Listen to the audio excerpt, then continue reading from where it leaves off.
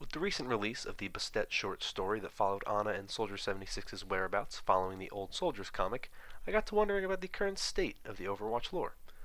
The unfortunately slow rate at which we receive new story content leaves much to be desired, but I think more lore is coming this year in the form of more short stories, comics, and animated shorts.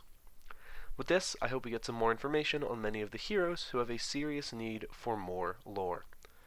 Before I get into my list of those heroes that I think are most in need of new lore in 2019, I want to say a few important things about this list.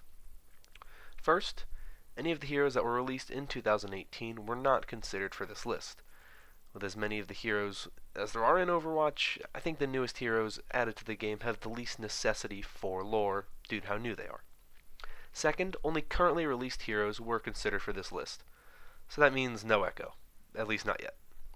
And finally, this is of course my list and my opinion, so if you think I left someone out of this list, let me know your thoughts in the comments down below. I'd love to hear what you have to say, but with that out of the way, let's get into the list.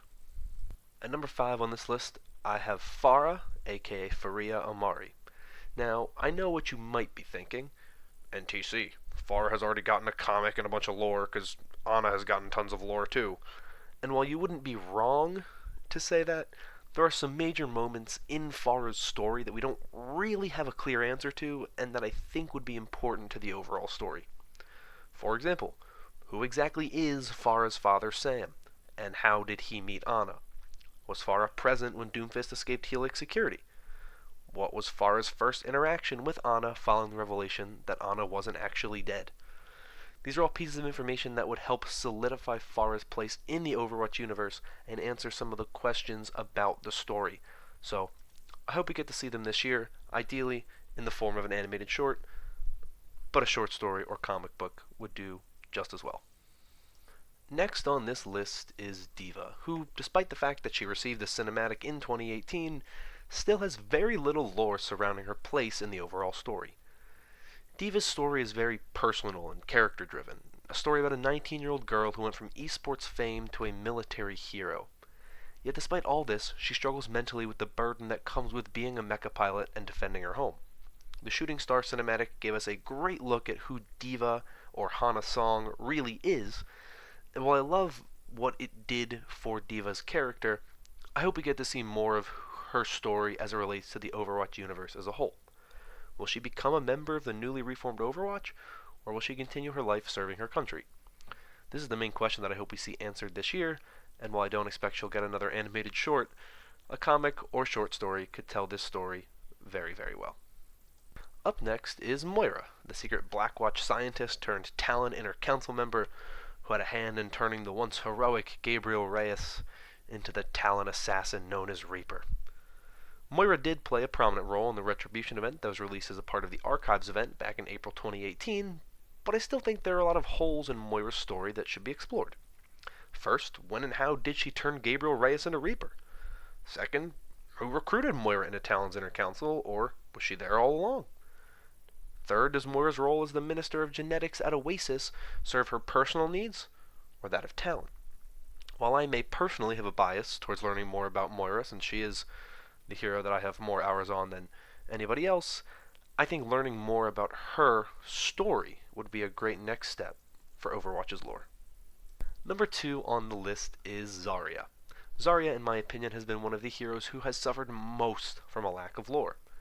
What we do know about Zarya is relatively limited. We know that her hometown was ravaged during the Omnic Crisis, and she became a professional weightlifter when she got older, and then left that life at the height of its career to become a soldier in fighting against Russia's own second Omnic Crisis.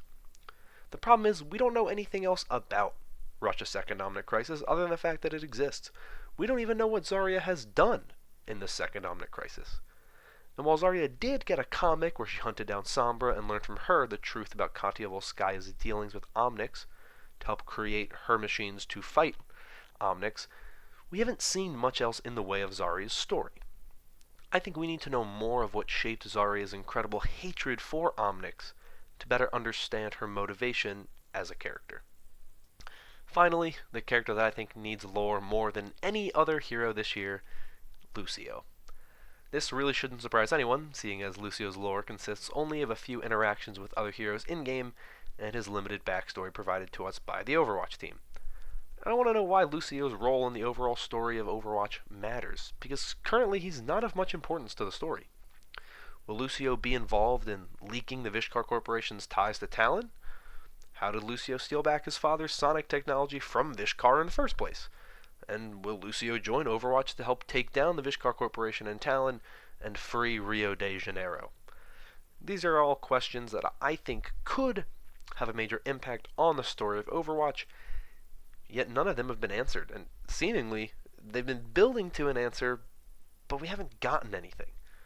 Whatever direction the story of Overwatch takes moving forward, I think Lucio is the hero who most deserves a greater amount of lore.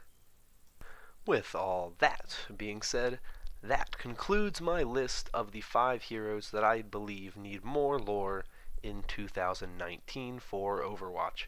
But I would love to hear your own thoughts in the comments down below, and if you want more content like this in the future, consider liking and subscribing.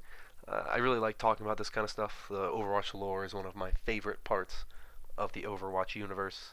As fun as the game is, the story around it is even better, in my opinion. So, always down to talk more about it and see what everyone else has to say. So, let me know in the comments what types of lore-based things you'd like to see in the future. But that's really everything I have for you. So, thank you for watching. I hope you all have a great day, and I will see you all next time.